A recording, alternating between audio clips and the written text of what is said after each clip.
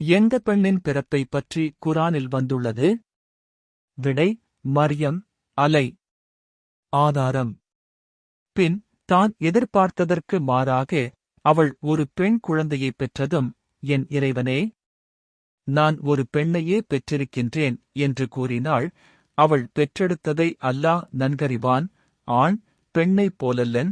மேலும் அந்தத் தாய் சொன்னாள், மகிழ்ச்சியான ஸ்மெலி, நிச்சயமாக நான் அவளுக்கு மரியம் என்று பெயரிட்டுள்ளேன்.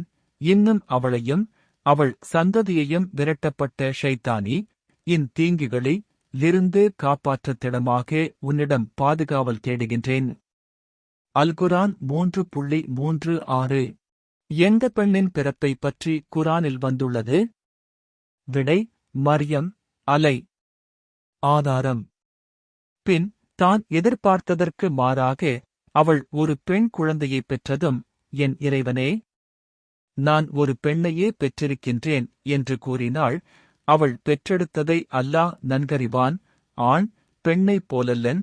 மேலும் அந்தத் தாய் சொன்னாள், மகிழ்ச்சியான ஸ்மெலி, நிச்சயமாக நான் அவளுக்கு மரியம் என்று பெயரிட்டுள்ளேன்.